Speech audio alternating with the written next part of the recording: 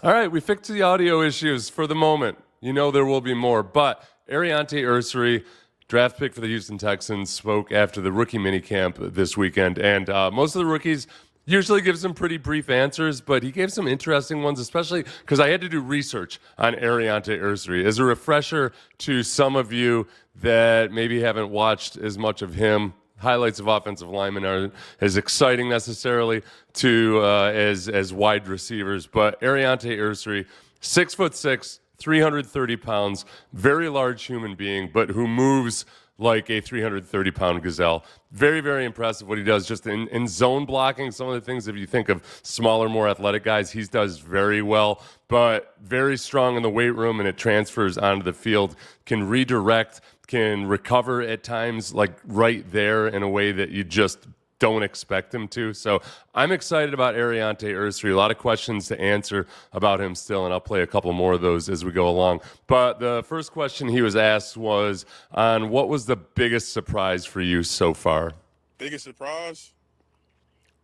I mean, being a Houston Texan, honestly, I couldn't walk into a better situation. You know, we were a big culture school at Minnesota, so, you know, Texan is the same as well. So we talk about swarm mentality.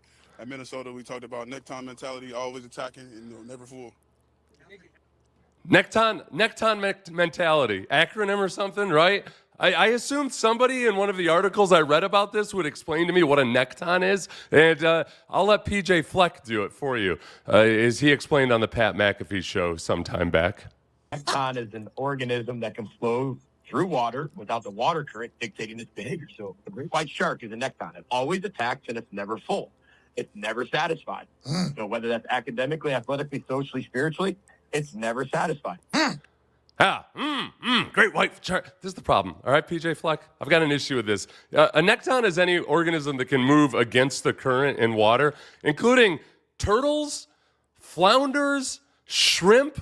Like, you might as well have said, instead of saying the eye of the tiger, I want guys to have the eye of the mammal. I don't like this, and it's partly because I'm guessing that there's some little play on words that PJ Fleck likes to use because of what the hell's it called? Affecton? I forgot the name of it already.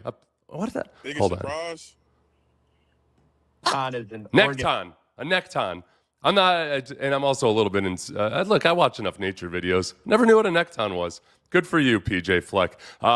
He does very much seem to embody the swarm mentality. Plays with a physicality. They coach those kids hard at Minnesota, and I think that's been a recurring theme with Caserio and D'Amico working together. Is that they want guys who can accept hard coaching. Kamari Lassiter played at a school where he got a hard coaching. A lot of the draft picks that'll come up, and Ersery doesn't seem to be an exception to that. Next question was on if he could see himself sliding inside to guard if they need him to. I'm on whatever they ask me to do. That's what type of guy I am. You know, I'm just here to be a vessel and just keep getting better each and every day. We're gonna look up and see where the sun is at when that time comes. Yeah, I like that. For one, I didn't expect him to say like, nope, Well, Titus Howard's done it multiple times in the past where he said, I'm a tackle. I'm a tackle. They want to move me to guard. This is a temporary assignment. So the rookie at least knows to say, hey, I'm going to play wherever they want me to. I'm growing more intrigued with the idea of him going down and playing guard because he's very athletic. I've been skeptical of him because he doesn't play with great knee bend, and that's harder for a really tall guy who doesn't get great knee bend to play on the inside. But his athleticism and his strength and his mass might make up for it. Hopefully he just plays really well at offensive tackle, and the competition on the inside takes care of itself, and we don't need to be trying to get guys on the field just throwing any human being possible in to play interior offensive line.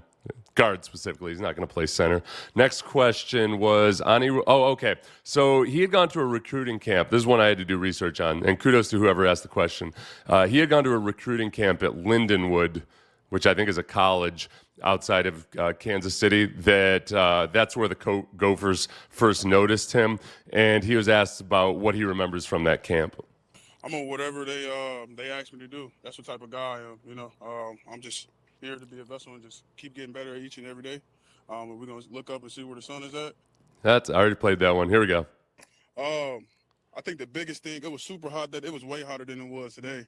The biggest thing was just they was gonna see who was gonna tap out, like who was gonna quit, who was gonna fake like they were injured or, they were looking for any type of tendency to tell you no. So I think I didn't do that at all. I just, whatever they asked me, asked me to go over here, over here, over here. I was bouncing around, and I attacked it. So I think that's why I stuck out. And the offensive coordinator, when we had a conversation, there were some of the things that he mentioned.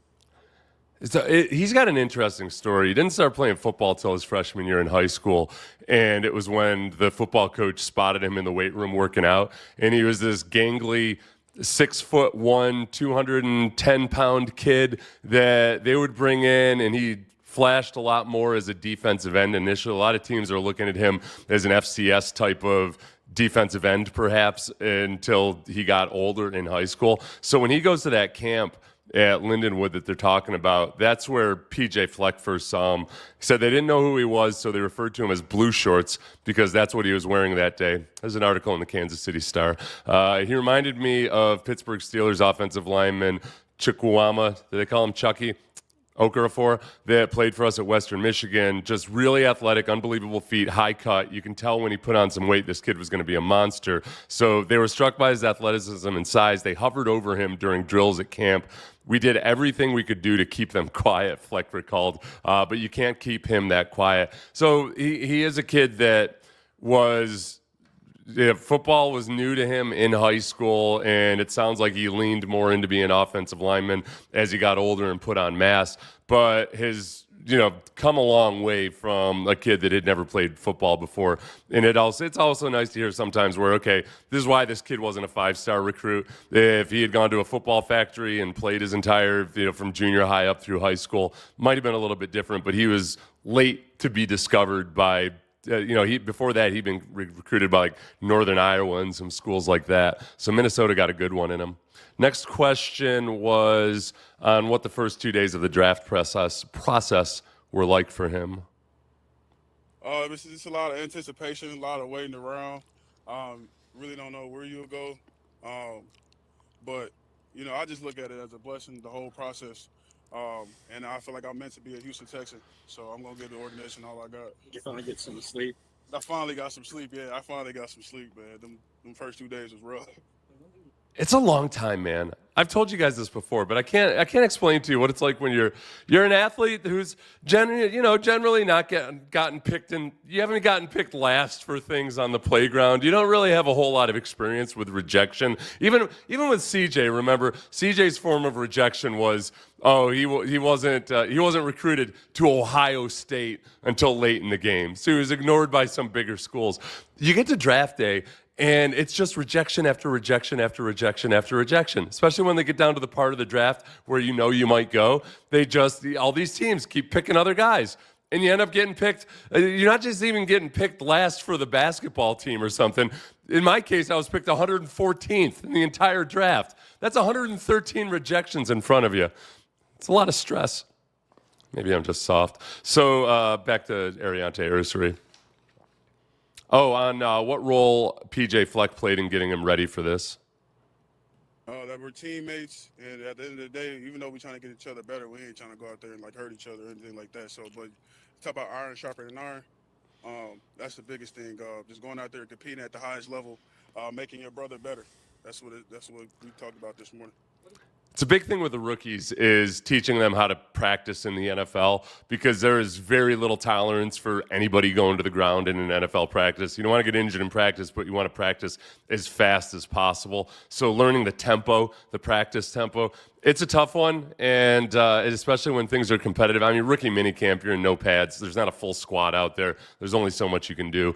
But that's more just a look into the way rookies are treated and taught as they get into this. He had iron sharpens iron at the ready, so that remains a motto and a T-shirt slogan for the Texans. But like I said before, everything I hear about this kid is that he's willing to work. He's a weight room maniac. He's not just naturally strong. He's actually worked at it. So I like the cut of his jib so far, based on our limited experience with him. This is on what his biggest takeaway from today was. I think this is one I am presenting these all wrong, didn't I? I didn't do the PJ Fleck one, did I? Where's PJ? that we're teammates, and at the end of the day, That's not it. that we're teammates, and at the end of the day. Okay, you don't get PJ Fleck, but that's all right because I've already I already don't like his animal slogan. So this was this is a little bit more research I had to do on him, on how gratifying it is to deal with some family adversity and now be where he is. Yeah, man, I wear that stuff on my sleeve, man. That's my story. That's my fuel to my fire. That's the gumbo to the pot. And my family, man, that's my motivation, man. We've been through a lot, and being able to overcome that and being in this position right now is just nothing but a blessing. And my family's happy. Everybody's around me happy back at home. So I can't thank them enough for that. Okay, since it is Mother's Day, we'll give some credit to Aireonte Ersery's mother. So the family adversity that he was asked about, that he's talking about there, is that she was she was a mom that had Aireonte when she was 18, then had more kids, and then got to a point where she had to hustle her butt off to support these kids. They were evicted a couple of times. They spent some time in a homeless shelter. And she says she worked at fast food restaurants during the day, and then after a 2-hour break at home, she would head out to overnight jobs at warehouses. She returned at 7 in the morning, grabbed maybe an hour or two of sleep, and then would do it all over again. So the kids face some adversity in his life, and coaches.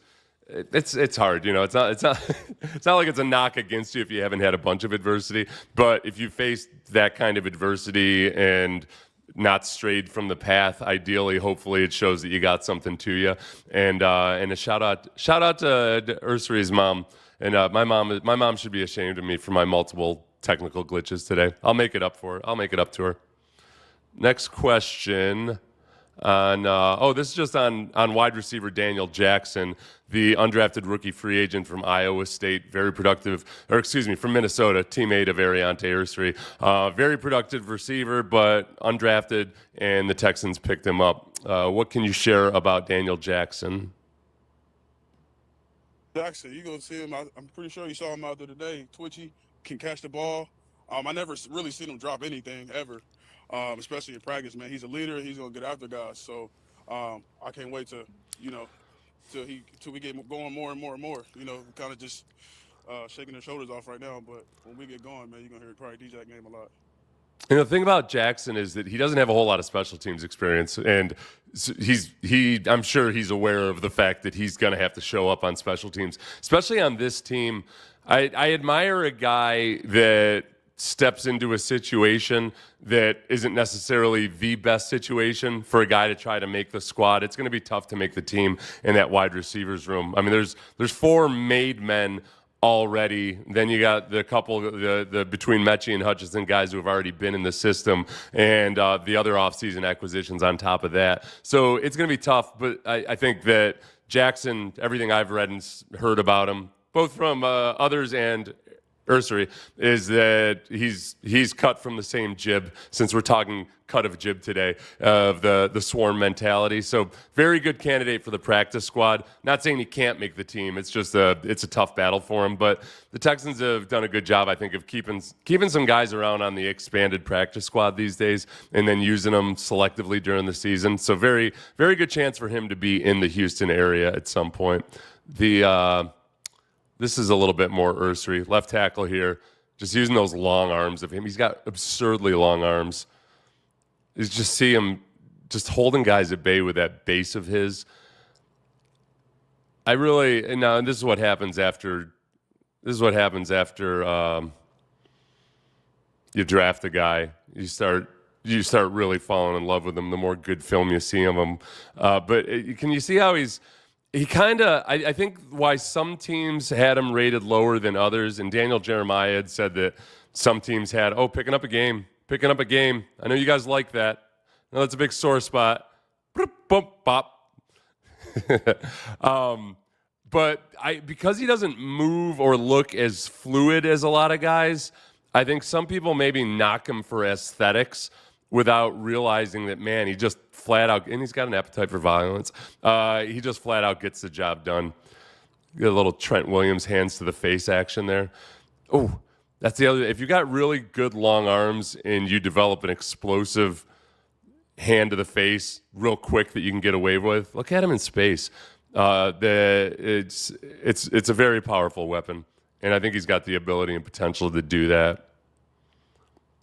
I hadn't watched these since the night of the draft when I put them together, the day after the draft, I think.